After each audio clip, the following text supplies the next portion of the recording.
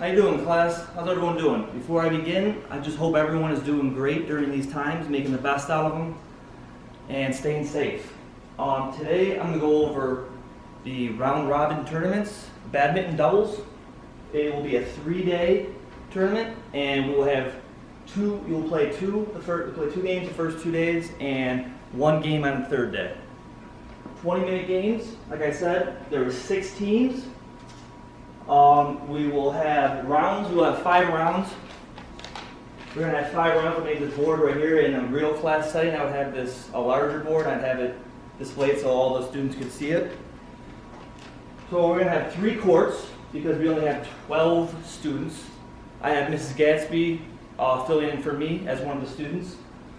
Let's see here. The teams will be Jordan and Vinny will be team 111. Dominic and Levi are teams 112. Malik and Mark, teams 113. Chloe and Greg, 114. Cam and Mrs. Gatsby, 115.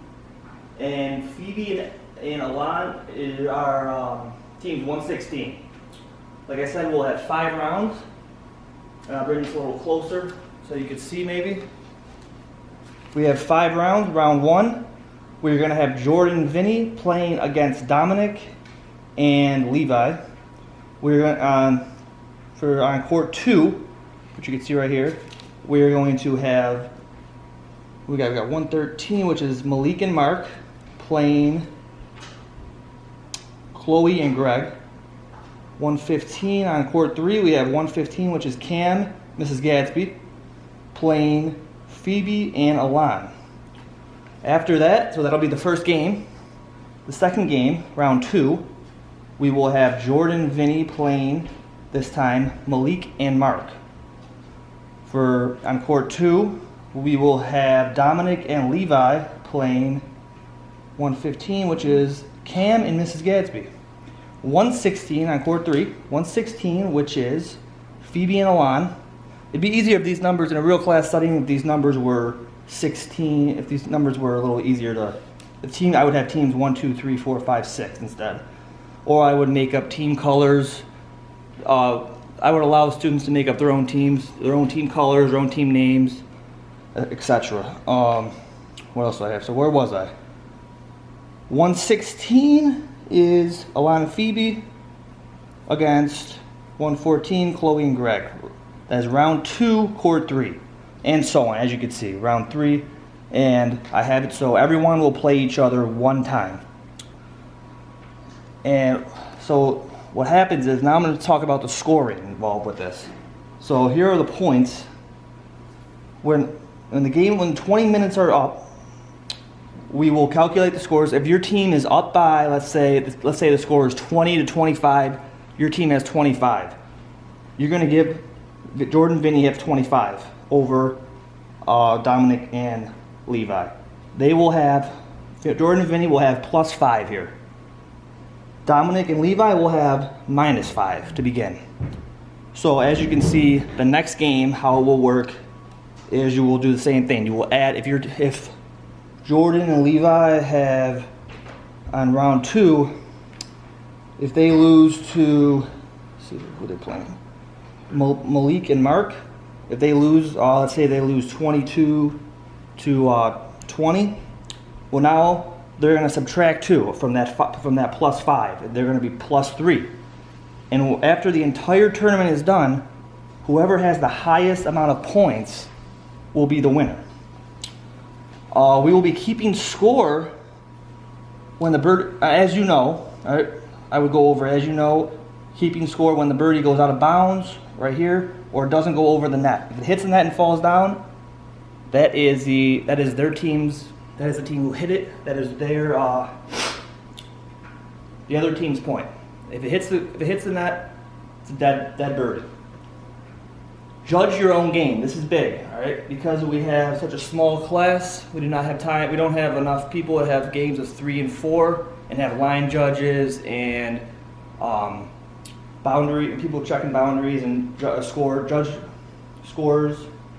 So what I want you to do is I want you to judge your own games, and I want you to show good sportsmanship. This is where you really need to show good sportsmanship. And if I see anybody that is lying and not showing good sportsmanship and cheating, you will automatically lose the game.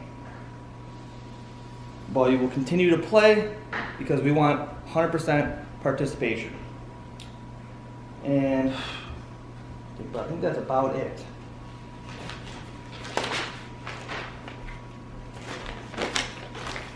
Let me just show you how I pick the teams. How I pick the teams fairly. I'm going to use this app right here on my phone here. See if you can see this.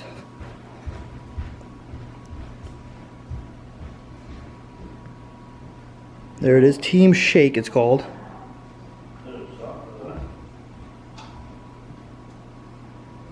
We'll focus on it. You get the idea. Alright, and then what I did, I put the entire class in here. I put the entire class, as you can see. And then I put 6 teams. What you can do on this app is you can pick people who are absent. If I go to the left here, I can go to Use Student View. If I do that, it'll show all the strengths and weaknesses of the students. So I put that on Student View. Balance team strengths, check that. Balance male and female to have teams of both sexes, check that. And that is about it on there. If you go on to the other side, it's where you can make another list for another class. But if we pick on a student here, let's see Mrs. Gatsby here. If you click on her, it will see, you can do it by present or absent, gender, and strength. Obviously, she's a beast, and she's the strongest in the class.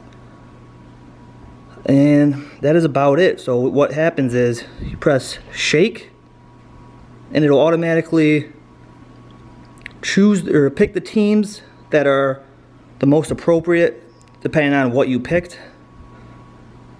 And those were the teams. And those are a little different. Each time it goes a little different.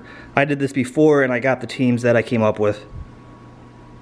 But if this was in a class setting, I would put this on a overhead and the kids would be able to see exactly what team they're on. So that's about it. Once again, I hope everyone is staying safe and staying active. And hopefully by in the fall we'll be student teaching. And we'll be doing what we do. We'll be helping the kids and doing what we love. Thank you. All right.